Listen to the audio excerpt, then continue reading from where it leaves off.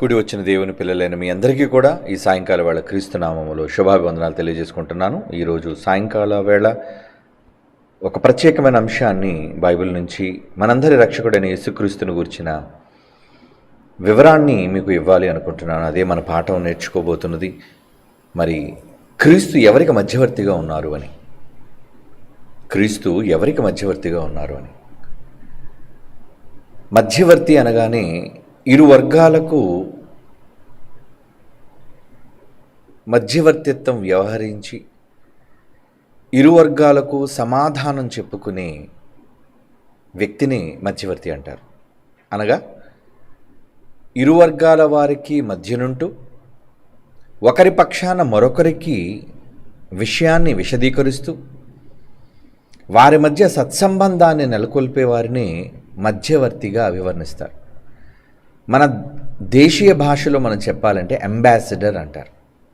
Ambassador అంటే మన దేశం తరపున మరొక దేశానికి మధ్యవర్తిత్వం వ్యవహరించే వాళ్ళని అంబాసిడర్స్ అని కూడా అంటారు. కనుక ఈ మధ్యవర్తి అనగానే టోటల్గా బాధ్యత కలిగిన వాడు,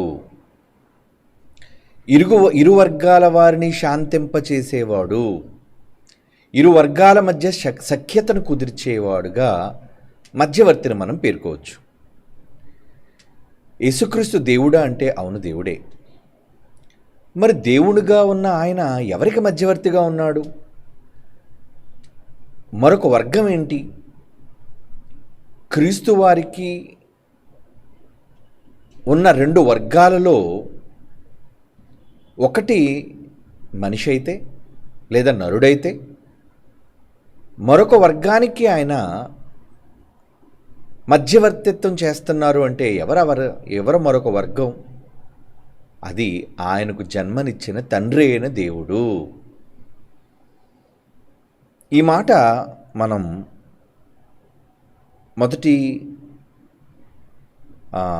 మొదటిగా కొన్ని మాటలు మనం చదువుకొని మనం ముందుకు వెళదాం. ఆయన ఎవరి విషయంలో మధ్యవర్తిగా వ్యవహరిస్తున్నారు అన్నది మనం చూడగలిగితే బైబిల్ నుండి ఒక మాట మనం చదువుకొని ముందుకు వెళదాం. అది అపోస్తలుడైన పౌలు తిమోతి గారికి రాసిన మొదటి పత్రిక 2వ అధ్యాయం. అపోస్తలుడైన పౌలు తిమోతి గారికి రాస్తున్న మొదటి పత్రిక 2వ అధ్యాయం 5వ వచనం. 2వ అధ్యాయం 5వ వచనం. దేవుడు ఒక్కడే, దేవునికిని నరులకును మధ్యవర్తి ఒక్కడే. అంటే దేవుడు వేరుగా ఉన్నాడు, నరులు వేరుగా ఉన్నారు. ఈ ఇరు వర్గాల వారికి మధ్యవర్తిత్వం వ్యవహరించే వ్యక్తి కూడా వేరేగా ఉన్నారు. ఈరోజు చాలామంది దేవుణ్ణి దేవుళ్ళుగా అంగీకరించిన వాళ్ళు ఉన్నారు చాలామంది. అంటే ఒక్క దేవుడే ఒక్క దేవుడే ఒక్క దేవుడే అని చెప్పుకునే వీళ్ళు అటు దేవునికి ఇటు నరులకు కూడా ఒక దేవుడే మధ్య నుండి మధ్యవర్తిత్వం చేస్తున్నారు అన్నది ఈ మాట ఎంతో స్పష్టంగా చెబుతుంది మనకి. మధ్యవర్తి అనగానే మరొకరు కూడా లెక్క చెప్పుకోవాలి. ఈయన ఇరు వర్గాలకు సమ్మతిని కుదురుస్తూ ఇరు వర్గాల పక్షాన ఒకరితోనొకరు మాట్లాడుతూ అటు దేవునికి ఇటు నరులకు మధ్యవర్తిగా వ్యవహరిస్తున్నారు అని బైబిల్ స్పష్టంగా చెప్పింది. అంటే ఒక్క దేవుడే మధ్యవర్తిగా వ్యవహరించి, ఒక్క దేవుడే దేవుడుగా వ్యవహరించి మనుష్యులకు ఆయన మధ్యవర్తిత్వం చేయవలసిన అవసరం ఏముంది? ఆలోచించండి. దేవుడు ఒక్కడే. ఈరోజు చాలామంది వాళ్ళ యొక్క నమ్మకాలలో ఒక అపనమ్మిక అనేది చోటు చేసుకుంది. ఏంటి అపనమ్మిక? దేవుళ్ళు ఎందరో లేరు, ఒక్క దేవుడే ఉన్నాడు. ఆ ఒక్క దేవుడే ఆయా కాలాల్లో రకరకాల దేవుళ్ళుగా ఆయన కనబడుతున్నాడు అని చెప్పుకుంటూ మరి అర్ధరహితమైన, ఆధారరహితమైన, బైబిల్ నుండి ఆరోపణలు చేస్తూ క్రైస్తవ సమాజాన్ని గలిబిలి చేస్తున్న కొందరు దుష్ట సమాజం యేసుక్రీస్తు వారు మధ్యవర్తి అయితే ఆయన ఎవరికి లెక్క చెప్పాలి, ఎవరికి ఆయన విధేయత చూపించాలి? ఆయనే తండ్రిగా ఉంటే, ఆయనే కుమారుడిగా వ్యవహరిస్తే, ఒక్క వ్యక్తే ఒక వర్గంగాను ఒక్క వ్యక్తే మధ్యవర్తిగాను ప్రవర్తిస్తే మీరు ఒప్పుకుంటారా? Straight question. రెండు వర్గాల మధ్య విరోధం వచ్చింది. ఇరు వర్గాల మధ్య విరోధం ఏర్పడినప్పుడు ఇరు వర్గాల పక్షాన మాట్లాడకుండా మధ్యవర్తిగా వ్యవహరిస్తూ ఎలాంటి వ్యక్తిని మీరు ఏర్పాటు చేసుకుంటారు చెప్పండి? మధ్యవర్తిగా వ్యవహరించే వ్యక్తి ఏ ఒక్క వ్యక్తి పక్షాన ఉండనివానిగా మూడవ వ్యక్తిగా అతను ఉండాలి. బాగా వినండి, మూడవ వ్యక్తి. అంతేగాని ఎవరితోనైతే మీకు వివాదం వచ్చిందో, ఎవరితోనైతే మీకు విరోధం వచ్చిందో ఆ విరోధం ఉన్న వ్యక్తే మీతో విరోధం పెట్టుకొని ఆయనే మధ్యవర్తిగా కూర్చున్నాడు అనుకోండి, చర్చల్లో, శాంతి చర్చల్లో, మీరు ఒప్పుకుంటారా చెప్పండి? ధర్మ ప్రకారంగా మీరు ఒప్పుకుంటారా? ఒప్పుకోరు. కనుక మధ్యవర్తి అనే ఒక బేసిక్, ఒక ప్రాథమిక అర్థవంతమైన ఆలోచన ఏంటంటే, ఒక మధ్యవర్తి అనగానే ఇరు వర్గాలని శాంతింపచేస్తూ ఇరు వర్గాలకి చెందని వ్యక్తిగా, మూడో వ్యక్తిగా, చెందని వ్యక్తిగా అంటే నా ఉద్దేశం అటు మొదటి వర్గానికి సంబంధించిన వ్యక్తి, అటు రెండో వర్గానికి సంబంధించిన వ్యక్తిగా కాకుండా న్యూట్రల్గా ఉండి మధ్యవర్తిగా ఉండే వాళ్ళని, వాళ్ళతోనే కదా సంధి చెయ్యమంటారు. ఏమండి? ఉదాహరణకి అమెరికాకి ఇండియాకి విరోధం వచ్చిందనుకోండి, అంటే డొనాల్డ్ ట్రంప్ గారికి మోదీ గారికి సమస్య వస్తే ఒక మధ్యవర్తిని వాడతారు. అంటే ఈయన విషయాన్ని ఆరికి చేరవేయడానికి, ఆయన విషయాన్ని ఈయనకి చేరవేయడానికి. వాళ్ళనే అంబాసిడర్స్ అని అనొచ్చు, లేదంటే ఇంకే మధ్యవర్తి అయినా అనొచ్చు. ఒకవేళ వీళ్ళిద్దరూ కూడా ఒక మధ్యవర్తిని అపాయింట్ చేసుకొని, ఏమండి వీళ్ళిద్దరి యొక్క సమస్యను కుదర్చడానికి మధ్యవర్తిత్వం వ్యవహరించే వ్యక్తిగా ఎవరైనా ఒకవేళ వస్తే, అతను మరలా డొనాల్డ్ ట్రంపే వచ్చాడు అనుకోండి. ఒకవేళ ఇండియా భారతదేశం ఎవరినైనా ఒక మధ్యవర్తిని అపాయింట్ చేసి పంపిస్తే వారి తరపు నుంచి ఆ మధ్యవర్తి డొనాల్డ్ ట్రంపే వచ్చాడు అనుకోండి, మీరు ఒప్పుకుంటారా? ఒప్పుకోరు. ఇది ఎక్కడ న్యాయం అండి? మీరే మాకు వ్యతిరేక వర్గం అయ్యి ఉండి, ప్రధానమైన వ్యక్తి మీరే అయ్యి ఉండి, మీరే మళ్ళీ మధ్యవర్తిగా వచ్చారంటే ఇక మాకు న్యాయం ఏం జరుగుతుంది అనే ఒక అభియోగం ఖచ్చితంగా మధ్యవర్తి మీద వ్యవహరిస్తారు, ఆరోపిస్తారు. అంటే ఖచ్చితంగా మధ్యవర్తి అనగానే ఇంకొక వ్యక్తిగా ఆయన ఉండి తీరాలి. అమెరికా మధ్యవర్తిత్వం వ్యవహరించింది ఎవరి విషయంలో? ఈ మధ్యన జరిగిన యుక్రెయిన్, ఏమండి యుక్రెయిన్కి రష్యాకి జరిగిన యుద్ధంలో, అలాగే హమాస్కి అలాగే ఇజ్రాయెల్కి జరిగిన వివాదంలో అమెరికా తలదూర్చి మొత్తానికి శాంతి చర్చలు చేస్తూ యుద్ధాన్ని ఆపాలి అనే ఒక ఆమోదాన్ని తీసుకొచ్చి ఒక పెద్ద మనిషిగా అమెరికా వ్యవహరించి, డొనాల్డ్ ట్రంప్ వ్యవహరించి ఇరు దేశాల మధ్య కాల్పుల విరమణ చేయించాడు. అవునా? ఇందులో హమాస్కి చెందిన వ్యక్తి లేడు, ఇజ్రాయెల్కి చెందిన వ్యక్తి లేడు. ఏమండి? ఇతను ప్రత్యేకంగా మూడో వ్యక్తి, మర్చిపోకండి. వీళ్ళు ఇరు వర్గాలకి చెందిన వ్యక్తులు కాకుండా వాళ్ళు వేరువేరుగా ఉంటుండగానే మధ్యవర్తి వేరే వ్యక్తి మూడవ వ్యక్తిగా కనబడుతున్నాడు. ఇది నిజమైతే, ఎందుకంటే ఇదే నిజం కనుక, తండ్రి ఉన్నాడు, నరులున్నారు, ఇరు వర్గాలుగా వీళ్ళు విడిపోతాడు దూరమైతే వీళ్ళ మధ్య సంధిని కుదర్చడానికి ఒక మూడో వ్యక్తి అవసరత అయింది. ఆ మూడో వ్యక్తి ఎవరు అని బైబిల్ చెబుతుంది. చదువుతాం మరలా మాట. 1 తిమోతి పత్రిక 2:5 చదువుతున్నాం. దేవుడు ఒక్కడనగానే అందరికీ తండ్రి అయిన దేవుడు ఒక్కడే, మర్చిపోకండి. ఎందుకంటే ఈ దేవుళ్ళను గూర్చిన వివాదం చాలామంది అంగీకరించలేక, దేవుడు అనగానే అందరూ దేవుళ్ళు అంటే, అవును దేవుళ్ళే, ఏ దేవుడు? ఏమండి? అందరూ సీజర్లే, ఏ సీజర్? అందరూ జార్జ్లే, ఏ జార్జ్? అందరూ ఫరోలే, ఏ ఫరో? ఒక కామన్ వర్డ్ తీసుకొని ఒక్కడే ఉండాలి అనే ఒక అర్ధరహితమైన వివాదానికి తెర మీద తీసుకొచ్చారు వీళ్ళు. ఇక్కడ మీరు అంతా తెలివిగా ఆలోచించాల్సింది ఏంటంటే, దేవుడు ఉన్నాడు. అయితే దేవుడు అనగానే ఆ దేవునిలో తండ్రి అయిన దేవుడు ఉన్నాడు, కుమారుడైన దేవుడు ఉన్నాడు, పరిశుద్ధుడైన దేవుడు కూడా ఉన్నాడు. పరిశుద్ధాత్మ ఆయన పేరు. వీరు ముగ్గురు విడివిడిగా ఉన్నారు అన్నది బైబిల్ ఘోషిస్తున్న నిజం.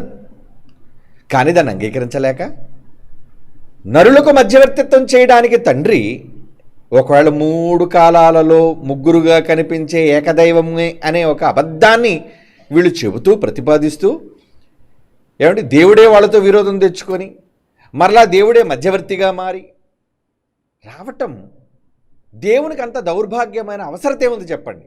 డైరెక్ట్గా దేవుడు డీల్ చేయలేడా? ప్రవక్తలను పెట్టుకోలేడా? ఏమండి మధ్యవర్తిని ఎవరన్నా పంపలేడా? ఆయనే క్రీస్తుగా రావటం ఏంటి? ఆయనే తండ్రిగా మరలా కనబడడం ఏంటి? కనుక ఇవన్నీ అర్ధరహితమైన ఆలోచనలు. బైబిల్లో ఎన్నో రెఫరెన్సులు, ఎన్నో భావాలు పరిశుద్ధాత్మ దేవుడు రాయిస్తూ నేను నన్ను పంపిన తండ్రి కూడా ఉన్నాము అని గతంలో చెప్పిన అనేక లెసన్స్లో, తరగతులలో మీరు నేర్చుకున్నారు. కానీ వాటన్నిటిని పక్కన పెట్టి ఎలా ఉన్నా బైబిల్లో ఇక్కడ భావం మాత్రం ముగ్గురుగా కనిపించే ఏకదైవం అని మాట్లాడుతున్నారు. కనుక ఇక్కడ ఈ వచనాలు మనం చూడగలిగితే ఎంత స్పష్టంగా ఈ వచనాల్లో రాయబడిందో ఒక్కసారి మరలా చదవండి ఆ మాట. ఏమంటున్నాడు? దేవుడు ఒక్కడే, దేవునికిని నరులకును మధ్యవర్తియు ఒక్కడే, ఆయన క్రీస్తు యేసు అనే నరుడు. క్రీస్తు యేసుగా పిలువబడిన నరుడు. అలాగే నేను దైవం కాదా? మొదటి కొరింథీ పత్రిక 8వ అధ్యాయం చూడగలిగితే గతంలో చదివించాను, మరొక్కసారి ఈ సందర్భంలో మీకు జ్ఞాపకం చేస్తాను. కొరింథీలకు రాసిన మొదటి పత్రిక 8వ అధ్యాయం 5వ వచనం నుంచి, ఆకాశమందేనను భూమి మీదేనను దేవతలు అనబడిన వారు ఉన్నను, ఏమండి మనకు ఒక్కడే దేవుడు ఉన్నాడు, వన్ గాడ్. ఏమండి ఒక్క దేవుడు, ఆయన తండ్రి. ఆ దేవుడు ఎవరు అని స్పెసిఫిక్గా చెప్తున్నాడు. చూడండి, దేవుడు దేవుడు దేవుడు అంటుంటే ఏ దేవుడు అనే సందేహం కలగకుండా, ఎందుకంటే ఇతర దైవాలు కూడా బైబిల్లో ఉన్నారు కనుక కుమారులైన దైవాలా, తండ్రి అయిన దైవమా అనే వివరణిస్తూ పరిశుద్ధాత్మ దేవుడు పౌలు గారి ద్వారా సంపూర్ణ సత్యం, మరలా మర్చిపోకండి, న్యూ టెస్టిమెంట్ అంటే సంపూర్ణ సత్యము. ఈ సంపూర్ణ సత్యంలో ఏం రాయిస్తున్నానండి? మనకు ఒక్కడే దేవుడు ఉన్నాడు, ఆయన తండ్రి, తండ్రి అయిన దేవుడు. తర్వాత ఆయన నుండి సమస్తము కలిగెను, ఆయన నిమిత్తము మనం ఉన్నాము, మరియు మనకు ప్రభువు ఒకటే. ఏమండి మనకు ప్రభువు ఒక్కడే అని, ఆయన క్రీస్తు యేసు. ప్రభు అంటే ఒక రాజు ఉన్నాడు మనకి, ఒక రాజును దేవుడు నియమించాడు. ఆ రాజు కూడా ఒక్కడే. ఆ రాజు ఎవరంటే ప్రభు అంటే రాజు కదండి. ఆయన క్రీస్తు యేసు, ఆయన ద్వారా సమస్తమును కలిగెను. అంటే తండ్రి ఆలోచన, కుమారుని యొక్క నిర్మాణము, ఆయన ద్వారా దేవుడు చేయాలని సంకల్పించటం, అదే దేవుడు చేసింది కాదు. మరలా చెప్తున్నాను, సృష్టి సమస్తం క్రీస్తు వల్లనే కలిగాయి. అలా చెయ్యమని దేవుడే క్రీస్తుని నియమించి, నాయన నువ్వే చెయ్యి ఇవన్నీ అని తనకు సర్వాధికారం ఇచ్చి, సర్వశక్తులు ఇచ్చి, తనలో నుంచి భాగంగా ఆయన తీసి ఆయనకు అప్పగించాడు. ఇది బైబిల్ వేదాంతం, బైబిల్ విధానం అని మనం అనుకోవాలి. ఆయన క్రీస్తు యేసు, ఆయన ద్వారా సమస్తమును కలిగెను, ఆయన ద్వారా సమస్తమును కలిగిన వారము, మనం ఆయన ద్వారా కలిగిన వారము. కనుక ఇక్కడ తండ్రి కనబడుతున్నాడు, మనం కనబడుతున్నాం, మధ్యవర్తి మరొకరు కనబడుతున్నారు. ఆ మధ్యవర్తి ఎవరో కాదు, యేసుక్రీస్తు వారు అని స్పెషల్గా ఇక్కడ చెబుతున్నాడు. చూడండి, దేవునికి నరులకు మధ్యవర్తి ఒక్కడే, ఆయనే క్రీస్తు యేసు అనే నరుడు. అందుకే యోహాను సువార్త 14వ అధ్యాయం 6వ వచనంలో మనం చదువుకునే చాలాసార్లు మనల్ని ఒప్పించి మనల్ని అంగీకరింపచేసే మాట ఏంటది? యోహాను సువార్త 14వ అధ్యాయం 6వ వచనం ఏమంటున్నాడు చూడండి. అక్కడ యేసు అంటున్నారు, నేనే మార్గము సత్యమును జీవమును, నా ద్వారానే తప్ప ఎవడును తండ్రి యొద్దకు రాడు. నా ద్వారా అంటున్నాడు. ద్వారా అంటే మీడియేటర్. యేసుకున్న ప్రధానమైన అర్హత ఏంటంటే నేను మధ్యవర్తిని నాయన. అంటే యేసుక్రీస్తు వారు భూమి మీదకి రావాల్సిన అవసరం ఏముంది? తండ్రి రాలేదు, ఆయన రాడు. ఒకవేళ వస్తే ఆయన చూచి ఏ నరుడు బ్రతకడు. కనుక ఇప్పుడు తండ్రి యొద్దకు మనము చేరాలి అంటే తండ్రి వేరేగా ఉన్నాడు, మనం వేరేగా ఉన్నాం. మనలను తండ్రి యొద్దకు చేర్చాలి అంటే ఒక మీడియం కావాలి. ఏమండి? ఒక మధ్యవర్తి కావాలి, మీడియేటర్ కూడా కావాలి. అతను ఎవరంటున్నాడండి? నా ద్వారానే తప్ప, ఐఎమ్ ద ఓన్లీ మీడియేటర్. నా ద్వారా నేను ఎక్కడ తీసుకెళ్తాను? తండ్రి దగ్గరకు. ఏమంటే ఒక మినిస్టర్ గారిని కలవాలంటే మినిస్టర్ గారికి ఎవరు ఉంటారు? పిఏ, ఒక ఐఏఎస్ అధికారి ఉంటాడు. మినిస్టర్ గారి దగ్గర అపాయింట్మెంట్ తీసుకోవాలి అంటే డైరెక్ట్గా మినిస్టర్ గారిని కలవడానికి అవ్వదు. మధ్యవర్తిగా పిఏ గారిని కలవాలి. పిఏ గారి దగ్గరికి వెళ్ళాలి, విషయాన్ని మనం విన్నవించాలి, ఆయన అనుమతించాలి, మనల్ని మినిస్టర్ గారి ముందుకు తీసుకుని వెళ్ళడానికి ఆయన అంగీకరించాలి. అవునా? ఇది మనుషుల్లో జరిగే జనరల్ ప్రక్రియ. అంటే ఒక పెద్ద స్థాయిలో ఉన్న వ్యక్తి దగ్గరికి డైరెక్ట్గా ఎవరో కాంటాక్ట్ అవ్వలేరు. దేవుడే స్వయంగా అంగీకరించి మిమ్మల్ని స్వీకరిస్తే తప్ప. మినిస్టర్ గారైనా సరే రమ్మనాలి. ఒకవేళ మినిస్టర్ గారి దగ్గరికి మీరు విన్నపం తీసుకెళ్ళిన తర్వాత ఇప్పుడు నేను ఎవరిని అపాయింట్మెంట్ ఇవ్వను, నేను ఎవరిని కలవడానికి ఇష్టపడలేదంటే ఎవరేం చేయగలరు? మధ్యవర్తి అయిన పిఏ గారు కూడా ఏమంటారు? సారీ అండి, మినిస్టర్ గారు బిజీ, మరి ఇప్పుడు ఎవరైనా ఆయన కలవాలనుకోవట్లేదు. ఎందుకంటే డిస్క్రిషన్, టోటల్ పవర్ అంతా కూడా మినిస్టర్ గారిది. పిఏ కేవలం మధ్యవర్తి, సంధి చేయడానికి, మన విషయాన్ని ఆయన సముఖంలోకి తీసుకుని వెళ్ళడానికి మాధ్యమం మాత్రమే, ఆయన ఒక మీడియం. అయితే తండ్రి యొద్దకు మనిషి చేరాలి అంటే తండ్రి వేరుగా ఉన్నాడు, మనుషులుగా మనం వేరుగా ఉన్నాం. మనము తండ్రి యొద్దకు చేరాలి అంటే యేసుక్రీస్తు వారు మధ్యవర్తిత్వం చెయ్యాలి. మరొక వ్యక్తిగా మర్చిపోకండి, మూడవ వ్యక్తిగా దేవుడున్నాడు, మనుషులున్నారు. మూడవ వ్యక్తిగా యేసుక్రీస్తు వారు రంగప్రవేశం చేయాలి. అంతేగాని దేవుడే ఉండి ఆయనే మనల్ని దూరంగా ఉంచి, దేవుడే మరలా యేసుప్రభుల మధ్యవర్తిత్వం వ్యవహరించి, దేవుడే మరలా ఏంటి యేసుప్రభు ఇక్కడికి వచ్చాడంటే ఇంకా తండ్రిని కలిసినట్టే, డైరెక్ట్గా తండ్రిని మీట్ అయిపోయినట్టే. మళ్ళీ తండ్రిని ఎందుకు అడగాలి? ఏది అడిగినా చివరికి ఆ మాట కూడా అంటాడు, అది కూడా చూద్దాం చూడండి. ఏది అడిగినా ఎవరి ద్వారా అడగమంటున్నాడో కూడా చూడండి ఒకసారి. యోహాను సువార్త 16వ అధ్యాయం 23వ వచనం. నా ద్వారా తండ్రి దగ్గరకు రావాలి అన్న ఐఏసే 16వ అధ్యాయం 23లో, ఆ దినమున మీరు దేనిని గూర్చి నన్ను అడగరు, మీరు తండ్రిని నా పేరట ఏమి అడిగినను. అంటే ఒక రోజు వస్తుంది, అంటే నేను తిరిగి లేచిన తర్వాత. ఇప్పుడు మీరు డైరెక్ట్గా నేను మీ ముందున్నాను కాబట్టి నన్ను అడగండి. మీరు నా పేరట నన్ను అడిగినా నేను చేస్తాను అని చెప్పాడు ఒక సందర్భంలో. కానీ ఒకానొక టైం వస్తుంది, ఆ దినమున అంటే నాకు సర్వాధికారం ఇవ్వబడిన దినమున. ఏమండి?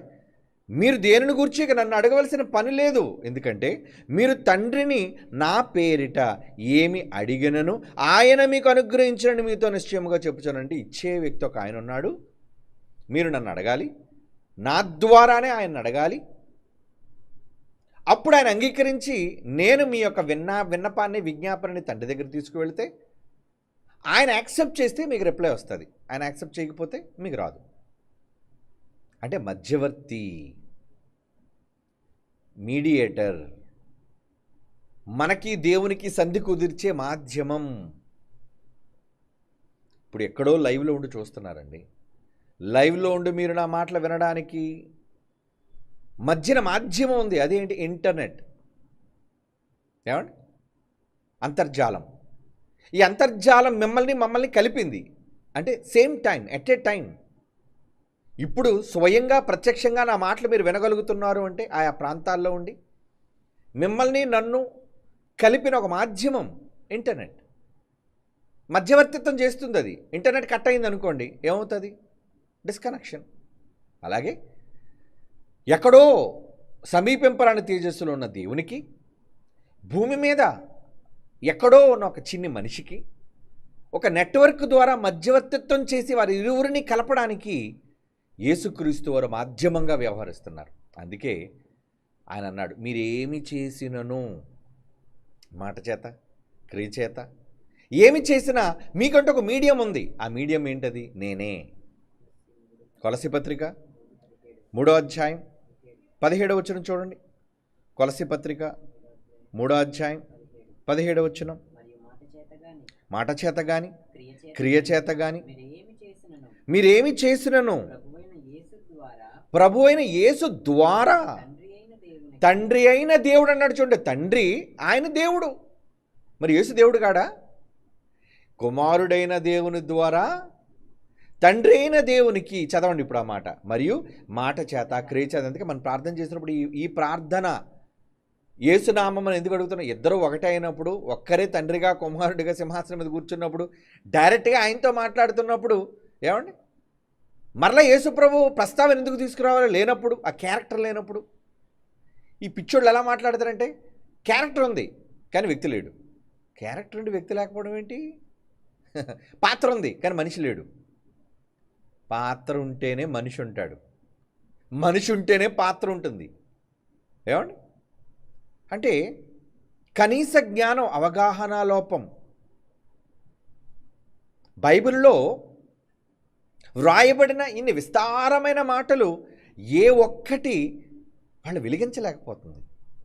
ఎంతసేపు కోపస్థ మండూక మనస్తత్వం అంటారు. కోపస్థ మండూకం అంటే బావిలో కప్ప. దానికి అదే ఆకాశం, దానికి అదే సర్వం, దానికి అదే నిజం. ఈరోజు బావిలో కప్పల్లా చాలామంది ఉన్నారు, కానీ బైబిల్ అనే విస్తారమైన ఓషన్, సముద్రం, మహాసముద్రంలోనికి వెళితే నువ్వెక్కడా, నూతులో నీరెక్కడా, మహాసముద్రంలోని నీరెక్కడా?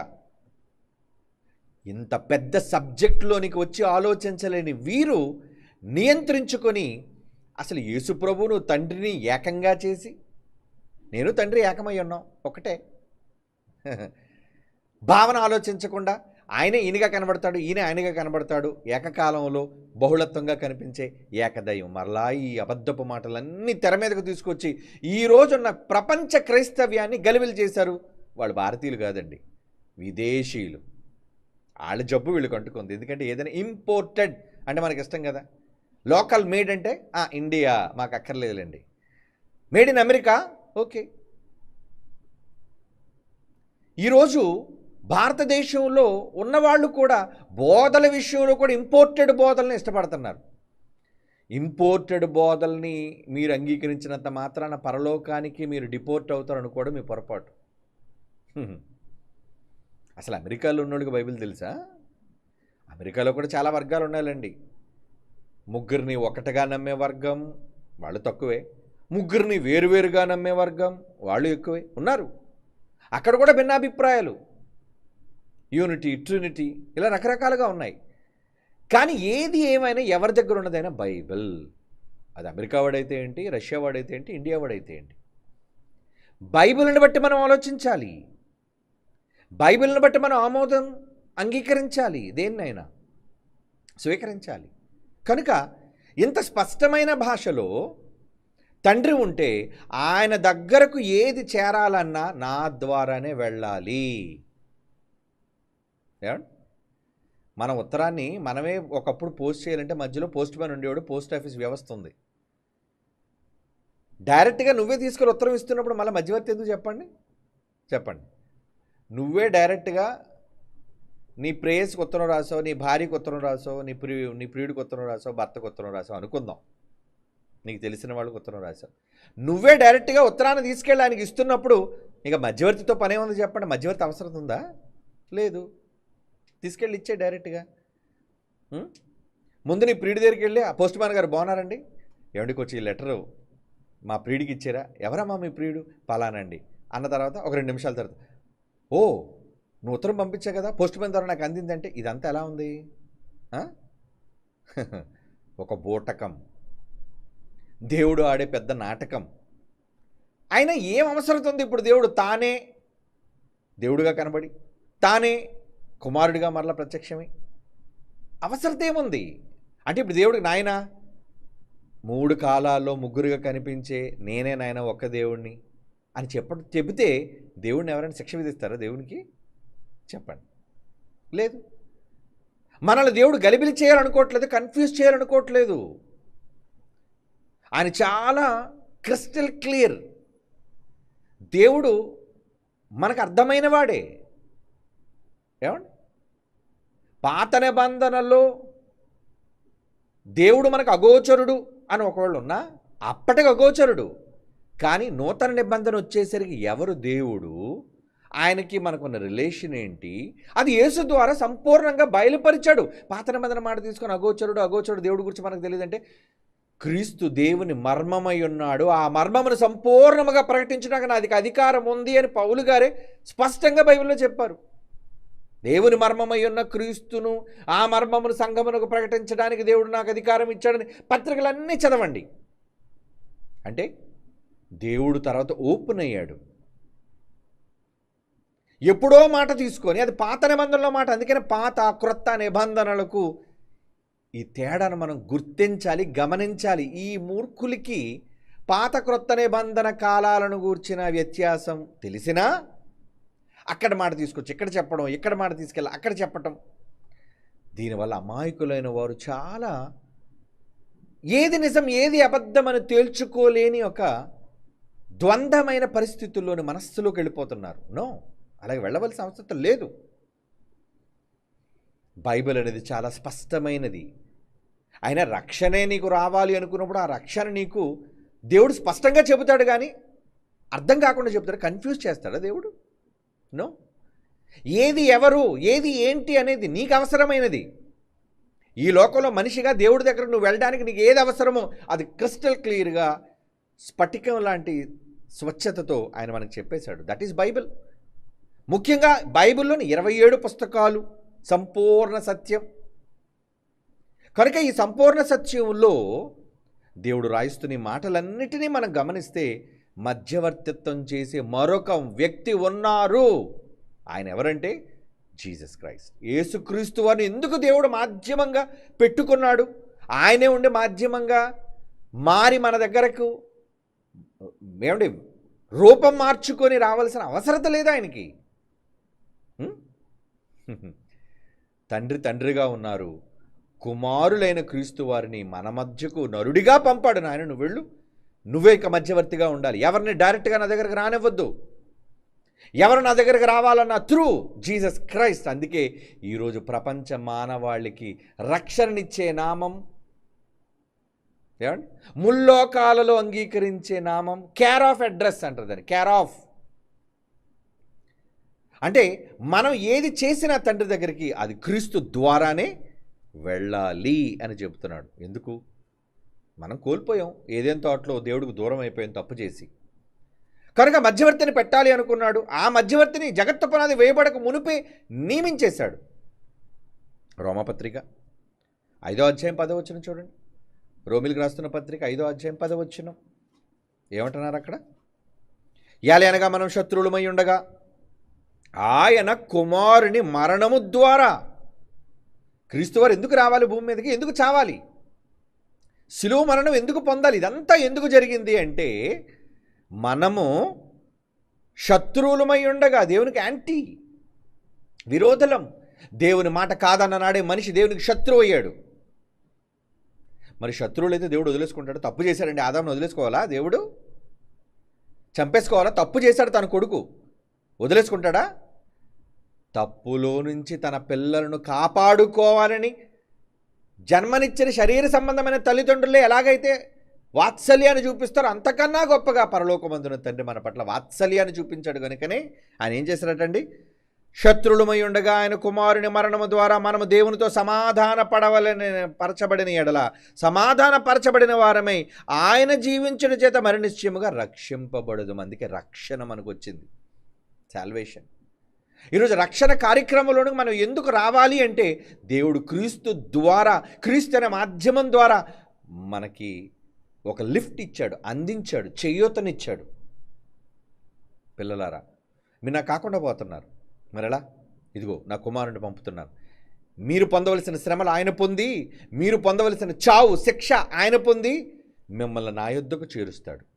ఆయన మాధ్యమం కనుక మధ్యవర్తిత్వం చేస్తున్నాడు ఆయన. నేను రాను, నా పేరు పెట్టుకొని ఆయన వచ్చాడు. ఏమండి, యెహోవాకు మార్గం సిద్ధపరచండి అని పాత నిబంధనలో ఉంటే వచ్చింది ఎవరు? యేసుక్రీస్తు వారు.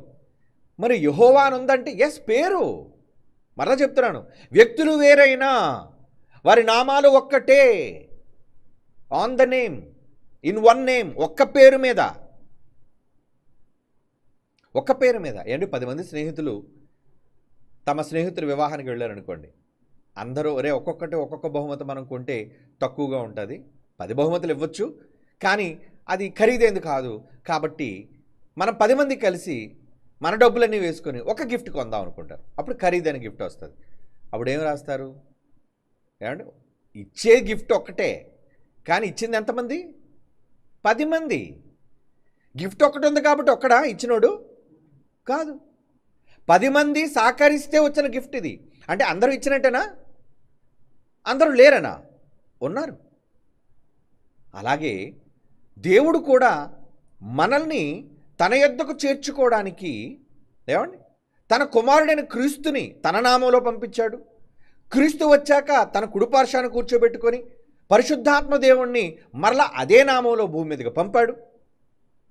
వచ్చిన ఆయన నువ్వు అక్కడే ఉండాలి, నువ్వు పరలోకం రాకూడదు అని చెప్పాడు. అంటే పరిశుద్ధాత్మ దేవుడు సదాకాలము ఏమండి మనతోనే ఉండాలి కదా, పరలోకాన్ని విడిచిపెట్టి మనతోనే ఉండాలి, మనతోనే ఉండాలి, ఉండిపోయాడు. మరి పరలోకంలో లేడు తండ్రి ఒకవేళ పరిశుద్ధాత్మ దేవునిగా రూపాంతరం చెంది వస్తే అప్పుడు పరలోకంలో ఎవరు లేరనా? సింహాసనం ఖాళీగా ఉందనా? లేదు. దేవుని పిల్లలారా, తను ఎందుకు ఆయన ముగ్గురుగా చూపించుకుంటున్నాడు అంటే మనం వేరుగా ఉన్నాము, ఒక కుటుంబంగా వాళ్ళు ఉన్నారు. ఆ మాట కూడా మీకు చెప్పాను. పరలోకమందున్న కుటుంబానికి కూడా దేవుడు తండ్రే. పరలోకం కూడా కుటుంబం ఉందంటే ఫ్యామిలీ ఉంది, ఆ ఫ్యామిలీకి కూడా ఒక ఫాదర్ ఉన్నాడు. పరలోకమందును భూమి మీదను ఉన్న ప్రతి కుటుంబానికి తండ్రి అన్నాడు. అంటే భూమి మీద ఉన్న కుటుంబాలకే కాదు, పరలోకంలో ఉన్న కుటుంబానికి కూడా ఆయన తండ్రిగా వ్యవహరిస్తున్నాడు అని. ఎవరూ లేకుండా ఆయనే తండ్రి, ఆయన కుమారుడు, ఆయన పరిశుద్ధాత్మ, మళ్ళీ ఆయన కుటుంబం ఏంటి ఒక్కడిగా. కాబట్టి ఇక్కడ మధ్యవర్తి అనగానే క్రీస్తుని ఎందుకు పంపాల్సి వచ్చింది? యేసుక్రీస్తు వారు మధ్యవర్తిగా ఎవరుకున్నారు, ఎందుకున్నారు? తండ్రి అయిన దేవుణ్ణి మనతో సమాధానపరచడానికి ఆయన మధ్యవర్తిగా ఉన్నారు. అందుకే ఆయన కుమారుని మరణం ద్వారా మనము దేవునితో సమాధానపరచబడిన ఎడల సమాధానపరచబడిన వారమై ఆయన జీవించడం చేత మరణిశ్చయముగా రక్షింపబడదు అంటున్నాడు. చూడండి, మరొక మాట కూడా చదువుదాం. హెబ్రీయులకు రాసిన పత్రిక 7వ అధ్యాయం 26వ వచనం. హెబ్రీయులకు రాస్తున్న పత్రిక 7వ అధ్యాయం 25వ వచనం. ఈయన తన ద్వారా దేవుని యొద్దకు వచ్చి వారి పక్షమున, తన ద్వారా అంటే ఉన్నారా? ఎస్, ఉన్నారు. క్రీస్తు వేరుగా ఉన్నాడు, తండ్రి వేరుగా ఉన్నాడు. ఏకకాలంలో, మరలా చెప్తున్నాను, ఏకకాలంలో ఈయన తన ద్వారా దేవుని యొద్దకు వచ్చి వారి పక్షమున విజ్ఞాపన చేయుటకు నిరంతరము జీవించుచున్నాడు. అంటే ఎవరు వెళ్ళినా క్రీస్తు ద్వారానే తండ్రి యొద్దకు చేరుకోవాలి అన్న నియమాన్ని ఎవరు చేశారు? యేసుప్రభు వారు చేసిన నియమం కూడా కాదు ఇది. తండ్రి అయిన దేవుని నిర్ణయం, plan of father, plan of God అనొచ్చు. ఏ గాడ్? ఏ దేవుడు? తండ్రి అయిన దేవుడు. కుమారులైన దేవుళ్ళలో ఎవరు? ఏ కుమారుడైన దేవుడు? క్రీస్తు కుమారుడైన దేవుడు. తండ్రి అయిన దేవుడు యెహోవా. ఏమండి, కనుక ఆయన దగ్గరికి వెళ్ళడానికి ఏమంటాడంటే దేవుని యొద్దకు వచ్చేవారి పక్షమున విజ్ఞాపన చేయుటకు నిరంతరము జీవించుచున్నాడు అంటున్నాడు. చూడండి, ఇంకా మరొక మాట చూద్దాం. 1 యోహాను పత్రిక 2వ అధ్యాయం 1-2 వచనాలు చూడండి. 1 యోహాను పత్రిక 2వ అధ్యాయం 1-2 వచనాలు. నా చిన్న పిల్లలారా, మీరు పాపము చేయకున్నట్టుగా ఈ సంగతులను మీకు వ్రాయుచున్నాను. ఎవడైనా పాపము చేసిన యెడల నీతిమంతుడై యేసుక్రీస్తు అనే ఉత్తరవాది, ఆదరణకర్త తండ్రి యొద్ద మనకున్నాడు. ఆయనే మన పాపములకు శాంతికరమై ఉన్నాడు. మన పాపములకు మాత్రమే కాదు, సర్వలోకములకు శాంతికరమై ఉన్నాడు. అంటే యేసుక్రీస్తు వారు ఎలా ఉన్నారంటే ఉత్తరవాది. అంటే అడిగితే ఏమంటాను ఆయన, వీడి కోసం ఏమంటా చెప్పు, తండ్రి ఒక్కసారి వాడిని గూర్చి దయదల్చండి తండ్రి. అంటే మన పక్షాన విజ్ఞాపన చేయడానికి. భూమి మీద మనలో ఉన్న తన కొడుకైన పరిశుద్ధాత్మ వేరు, ఆయన పరలోకంలో లేడు. యేసు వెళ్ళిపోయిన తర్వాత భూమి మీదకి వచ్చేసాడు. ఏమండి, ఆయన ఇక్కడే ఉండాలి, మీతోనే ఎల్లప్పుడూ ఉండుటకై మీ దగ్గర పంపించారు పరిశుద్ధాత్మని అన్నాడు, వచ్చాడు. కనుక ఈయన మనలో ఉంటుండగా మధ్యవర్తిగా యేసుప్రభువును పెట్టి ఆయన ఏమన్నాడు, ఆయన ఏమని చెప్తున్నాడండి, మీరు పాపం చేయకుండా ఈ సంగతులు మీకు రాయిచున్నాను, ఎవడైనా పాపం చేసిన ఏళ్ళ నీతిమంతుడైన యేసుక్రీస్తున్న ఉత్తరవాది ఎక్కడున్నాడు? ఈయన తండ్రి యొద్ద మనకున్నాడు. పరిశుద్ధాత్మడు తండ్రి యొద్ద లేడు, మనలో ఉన్నాడు.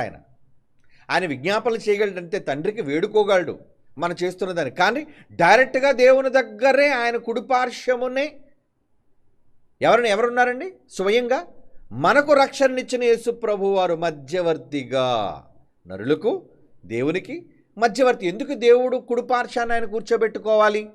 పిఏ ఎప్పుడు ఎక్కడ ఉంటే చెప్పండి, మినిస్టర్కి ఇంటి దగ్గర ఉండడు. మినిస్టర్ గారు ఎక్కడుంటే పిఏ అక్కడే ఉండాలి. మినిస్టర్ గారు ఏ క్షణాన్ని ఏది అడుగుతారో తెలీదు. ఎప్పుడూ కూడా ఆయన దగ్గర, ఆయన చెంత అన్నిటికీ సమాధానం చెప్పే వ్యక్తిగా ఉండాలి. అలా దేవుడు దేవదూతను పెట్టుకోవచ్చుగా? నో. దేవదూత ఏంటి? వాళ్ళ కొడుక? దేవదూతలు నా పిల్లలు కారు, వాళ్ళు పనోళ్ళుగానే చేశాను. నా కొడుకు చేశాడు పనోళ్ళుగా. దేవదూతలు సృష్టించడం నా కొడుకు. కానీ నేను నా సొంతగా నా పిల్లలకు కన్నాను, అందుకే మిమ్మల్ని కుమారులు అన్నాడు. ఆయన తండ్రిగా చెప్పుకున్నాడు. తన కుమారుడని క్రీస్తుని తన పక్కనే పెట్టుకున్నాడు. నాయన, నేను ఎవరినో నమ్మలేను నాయన, నా కొడుకే నాకు సర్వం అవ్వాలి, నా కొడుకే నాకు మధ్యవర్తిగా ఉండాలి, నరులకు నాకు మధ్యవర్తిగా ఉండాలి. కనుక డైరెక్ట్గా ఎవరి మాట నేను విన్నాం. ఒకప్పుడు దేవుడు ఏమైనా మాట వినాలి అంటే ప్రవక్తల ద్వారా చెప్పించేవాళ్ళు, యాజకుల ద్వారా చెప్పించేవాళ్ళు. కానీ ఇప్పుడు వినాలి అంటే మధ్యవర్తి ఒక్కడే, ఆయన క్రీస్తు యేసు నరుడు. ఆ మాట ఇందరూ మనం చదువుకున్నాం 1 తిమోతి పత్రికలో. ఏమండి, కనుక ఇక్కడ ఏమంటున్నాడు? ఆయన ఎక్కడున్నాడటండి? తండ్రి యొద్ద. యేసుక్రీస్తును ఉత్తరవాది తండ్రి యొద్ద మనకున్నాడు. ఎంత స్పష్టంగా చెప్తున్నాడు చూడండి, తండ్రి యొద్ద ఉన్నాడు అంటే తండ్రి దగ్గరలో అంటే ఆయన పక్కనే.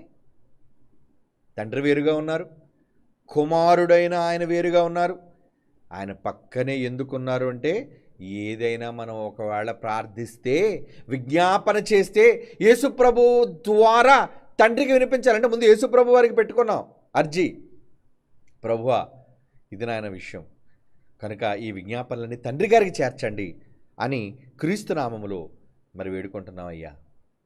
అప్పుడు క్రీస్తును ముందు ఏ ప్రార్థన అయినా డైరెక్ట్గా ఎవరి దగ్గరికి వెళ్తుంది? ఏమండి, తండ్రి దగ్గర డైరెక్ట్గా చేరదు, ముందు యేసుప్రభు గారి దగ్గరకు వస్తుంది. ఆయన దాన్ని స్క్రూటినీ చేయాలి, పంపాలా వద్దా, తండ్రికి చెప్పాలా వద్దా. దొంగలైన చాలామంది ప్రార్థనలు చేస్తుంటారు.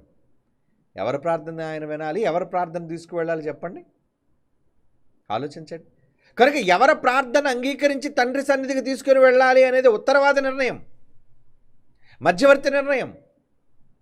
అంటే మధ్యవర్తి నిజంగా మనల్ని ప్రేమిస్తే ఏమండి, అప్పుడు మధ్యవర్తి ఈ విషయాన్ని తండ్రి యొద్దకు తీసుకుని వెళతారు. అది యేసుక్రీస్తు వారి యొక్క ప్రథమ కర్తవ్యం. ఇప్పుడు ఎట్ ప్రెజెంట్ ఆయన ఉత్తరవాదిగా మన పక్షాన తండ్రి దగ్గర ఉన్నాడు. అదే కదండి ఇక్కడ చెప్తుంది. అంటే ఈరోజు మనం చేయవలసింది ఏంటి? ఏం చేయాలి? హెబ్రీయులకు రాసిన పత్రిక 9వ అధ్యాయం 15వ వచనం.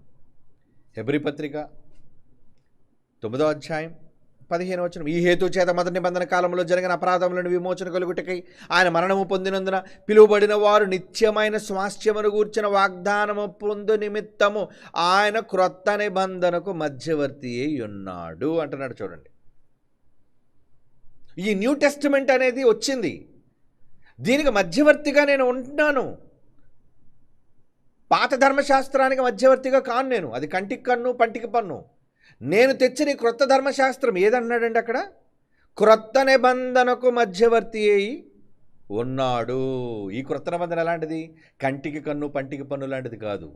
క్షమ, ప్రేమ, సహనం, ఓర్పు, దీర్ఘశాంతం, వీటన్నిటికీ కూడా ఆయన మధ్యవర్తిత్వం చేస్తూ తండ్రి యొక్క ఉగ్రత మనుషుల మీదకి రాకుండా ఆయన కోపాన్ని తండ్రిగా పక్కనున్న కుమారుడు భరిస్తూ తండ్రిని నెమ్మదిపరుస్తూ ఉగ్రతను తగ్గిస్తూ మనకి ఇబ్బంది లేకుండా కొంచెం కన్సిడర్ చేయండి. ఏమండి, శిక్ష వేయకండి తండ్రి, కొంచెం ఒక అవకాశాన్ని ఇవ్వండి. అందుకే ఉపమానంగా ఒకటి చెప్పాడు. ఒక తోట యజమాని ఒక అంజూరపు చెట్టుని చూశాడు, అది ఫలించటం లేదు. నరికేవయ్యా తోటమాలి అన్నాడు. అప్పుడు తోటమాలి ఏమన్నాడు, అయ్యా మీరు ఇన్ని సంవత్సరాలుగా చూస్తున్నారు ఇది పండట్లేదు, కానీ నాకు ఒక సంవత్సరం టైం ఇస్తారా, దీని చుట్టూ గొప్ప అవుతాను. అదే లోకస్వార్తలు అంటాడండి 12వ అధ్యాయంలోని, 12వ అధ్యాయం 16వ అధ్యాయం చూడండి.